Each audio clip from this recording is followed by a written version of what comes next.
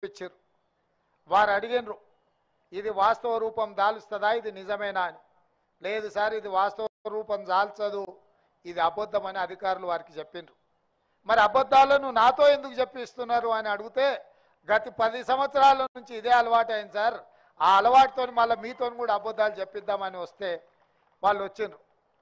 అప్పుడు బట్టి విక్రమార్క గారు చెప్పారు, నిజమైన అంకెలు తీసుకురండి, నిజమైన సంఖ్యనే నేను శాసనసభలో పెడతా అని వారు చెప్తే లెక్కంతా నికరంగా తేలింది 2,75,000 కోట్ల 891 కోట్ల రూపాయలు లెక్క తేలింది.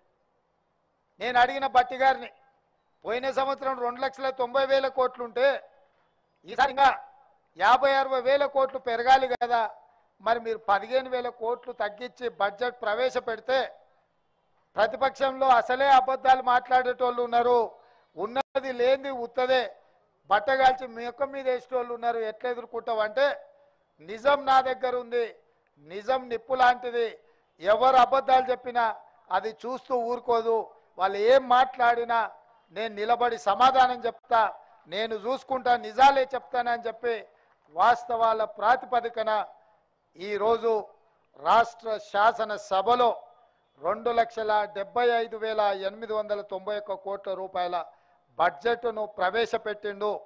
ఆదాయం తగ్గిన మీకు ఇవ్వాల్సిన నిధులను మాత్రం ఆపలేదు. ఇవాళ మీ ఉద్యోగాలకు సంబంధించి 2015లో మీ బకాయిలను పెండింగ్ పెడితే పొన్నం ప్రభాకర్ గారు ఆర్థిక మంత్రి గారిని నన్ను అడిగితే నేను ఆర్థిక మంత్రి గారికి సూచన చేసిన ఏం సంగతి అని.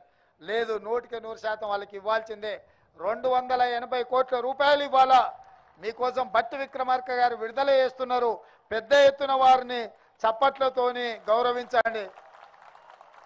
ఎందుకంటే మళ్ళీ ఏమన్నా మనసు మార్చుకున్నాడు అంటే లేనిపోని పని అవుతుంది. పెత్తనం నా దగ్గర ఉన్నా తాళం చేయి బట్టన దగ్గర ఉంది నగదుకు, నేనైనా బట్టి గారికి చెప్పాల్సిందే. కాబట్టి మిత్రులారా, ఈరోజు నేను ఒక్కటే మాట చెప్పదలుచుకున్నా. ఎందుకు ఇన్ని వివరాలు చెప్పినా అంటే, మనం రోజు చికెన్ మటన్ తిని ఆరోగ్యం దెబ్బతింటే డాక్టర్ దగ్గరికి వెళ్ళి పథ్యం పాటించమని చెప్తాడు. అప్పుడు ఏమవుతుంది, మార్చిన కారంతో తినాల్సి వస్తుంది కొంతకాలం. మార్చిన కారంతో తింటే మనకు నష్టం లేదు, ఆరోగ్యం కుదుటపడుతుంది. గత 10 సంవత్సరాలు అబద్ధాల పేరు మీద 1,000 కోట్ల రూపాయల నిధులు కేటాయించినట్టు కాగితాల మీద చూపించి అబద్ధ ప్రచారాలు చేసి ప్రజల్ని నమ్మించి నట్టేట గత ప్రభుత్వం ముంచుతే, నిజం నిష్ఠూర్కమైన పర్వాలేదు, నిజం ఈరోజు నేను చెప్తే మిగతా 364 రోజులు ప్రశాంతంగా పరిపాలన చేయగలుగుతాం. ఒక్కరోజు సంతోషపెట్టడానికి అబద్ధం చెప్తే 364 రోజులు అబద్ధాలు చెప్పుకుంటూ బతకాల్సి వస్తుందని మా బట్టి గారు మాట్లాడినరు. మా బట్టి గారు మాట్లాడిన దాంట్లో వాస్తవం ఉందని నాకు అనిపించింది. అందుకే రాష్ట్ర ప్రజలు ఈ వాస్తవిక బడ్జెట్ను అర్థం చేసుకొని నిజంగా